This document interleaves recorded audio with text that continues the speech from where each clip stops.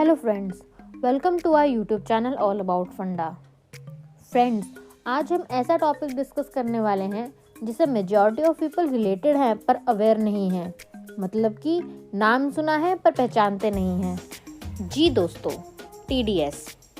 दोस्तों, टीडीएस एक ऐसा टॉपिक है जिससे मेजॉरिटी ऑफ पीपल कहीं ना कहीं रिलेटेड हैं। चाहे वो एम्प्लॉयर एम्प्लॉय की सैलरी से टीडीएस डिडक्शन हो या बैंक एफडी इंटरेस्ट से टीडीएस डिडक्शन हो। तो फ्रेंड्स, जानते हैं कि आज हम क्या समझने की कोशिश करेंगे। फर्स्ट, ये टीडीएस क्या है? क्या ये नया टैक्स है या इनकम टैक्स का ही मैकेनिज्म है? सेकंड, ये टीडीएस क्यों है? क्या मोटिव है टीडीएस का कॉन्सेप्ट लाने में? थर्ड, ये टीडीएस 26AS एंड फॉर्म 16 से कैसे रिलेटेड है? Last but not the least, TDS का रिफंड से क्या लिंक है? तो चलिए फ्रेंड्स, स्टार्ट करते हैं आज का टीडीएस का फंडा। टीडीएस की full form tax deducted at source है। जैसे कि नाम से पता लग रहा है कि सोर्स ऑफ इनकम पर ही टैक्स वसूल लिया जाता है।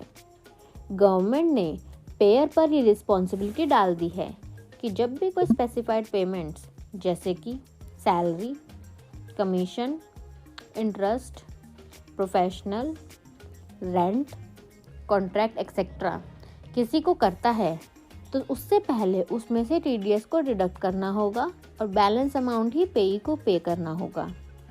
तो चलिए ये टीडीएस का कॉन्सेप्ट एग्जाम्पल की हेल्प से समझते हैं। मिस्टर ए की एफडी है बैंक में, जो कि 5% रेट ऑफ इंटरेस्ट से 10 लाख की है, जिस पर पूरे साल में 50,000 इंटरेस्ट बनता है।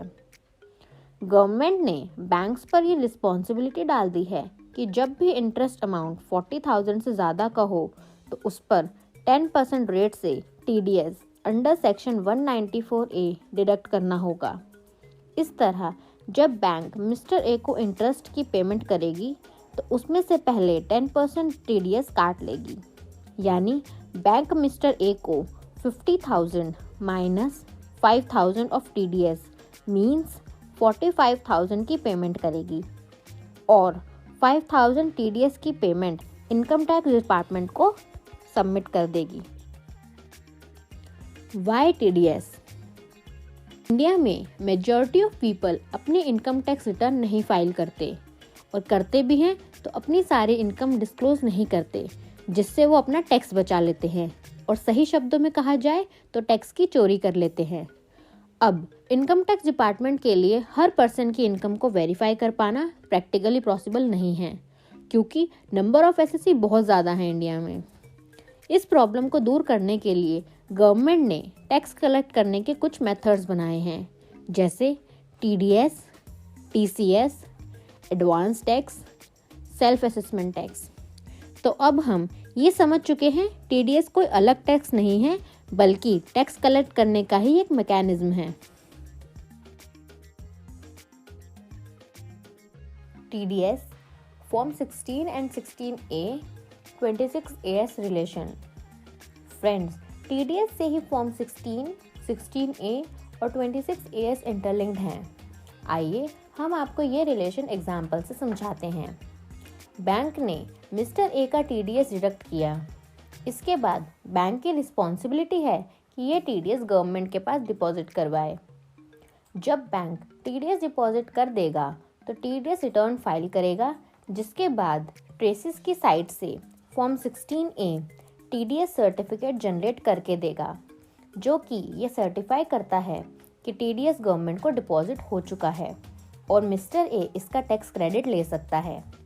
ये क्रॉस कंफर्म करने के लिए मिस्टर ए अपना इनकम टैक्स पोर्टल लॉगिन कर 26AS में भी देख सकता है कि टीडीएस अवेलेबल हो गया है क्या।